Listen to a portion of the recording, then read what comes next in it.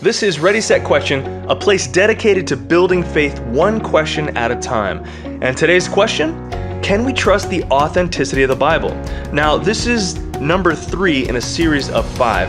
And these are the cartoon characters that I've come up with to help us remember how we know the Bible is true. And the first one we covered in video 1 was Jeremiah Jones, the Jewish archaeology expert, showed us that the names, the dates, and the places all match up.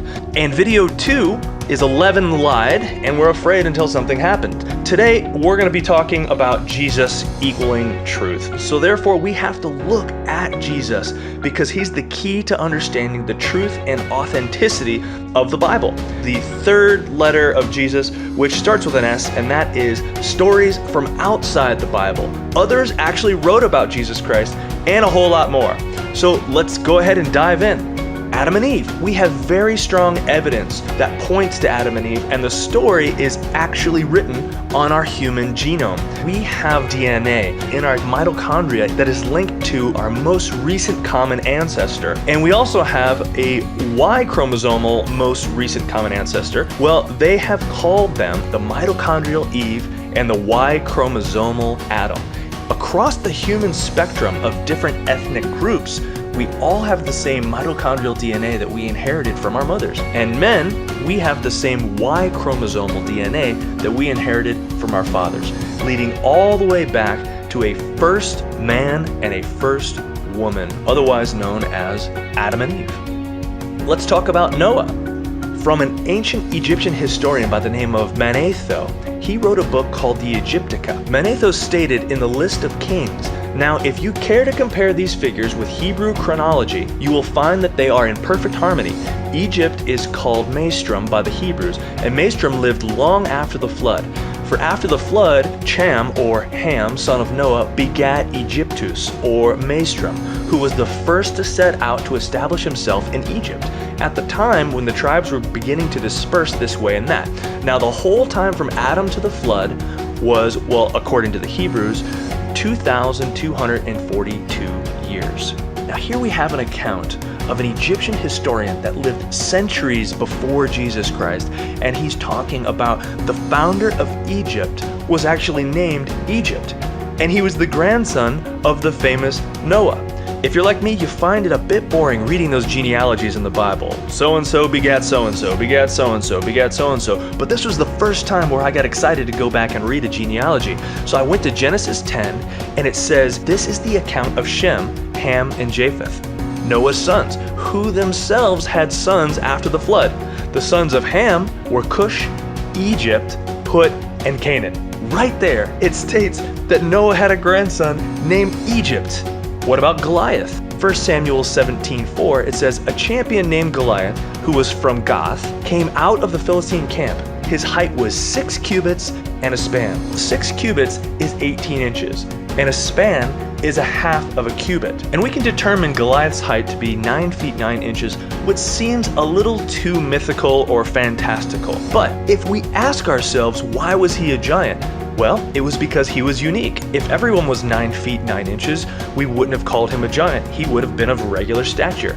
So the question I have is, do we know of people that large today?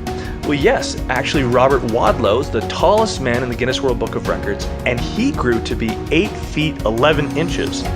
And Sultan Kosen is 8 feet tall. He's the current living tallest man.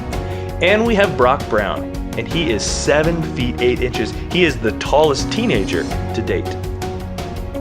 What about Jesus, the central figure of our faith? Without him, there's no point in being a Christian.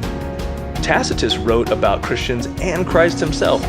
And here he says, narrow fasten the guilt on a class hated for their abominations, called Christians by the populace. Christus, from whom the name had its origins, suffered the extreme penalty during the reign of Tiberius at the hands of Pontius Pilate, and a most mischievous superstition, thus checked for the moment again, broke out not only in Judea, the first source of evil, but then even in Rome.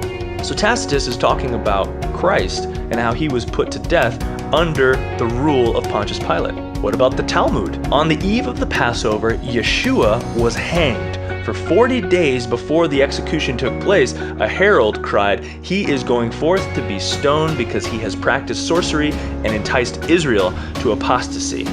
So what the Talmud is saying here is that he wasn't hanged by a rope, he was hanged on a cross. Flavius Josephus, a Jewish historian, he stated, "At this time there was a wise man who called himself Jesus, and his conduct was good, and he was known to be virtuous. And many people from among the Jews and other nations became his disciples. Pilate condemned him to be crucified and to die, and those who had become his disciples did not abandon his discipleship. They reported that he had appeared to them after his crucifixion, and that he was alive accordingly. He was perhaps the Messiah concerning whom the prophets had recounted wonders." You see, we could determine our faith based on the fact that the Bible says the Bible is true, but that's circular reasoning. See, in order to stand firm in our faith and have reasonable faith, we have to look outside of the Bible.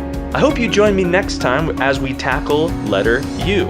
And the reason why this is so important is because followers of Christ have confident hope that has been reasonably investigated, that gets stronger when tested. And that spells Christ. Thank you for joining me this time on Ready, Set, Question, where we are dedicated to building faith one question at a time. But hey, I've got a question for you. Which story from outside the Bible is most impactful to you? Leave me a comment. If you'd like to learn more about other topics I dive into, please visit my website at readysetquestion.com. And also, thanks so much to Bensound for providing the amazing music. Much love and Godspeed.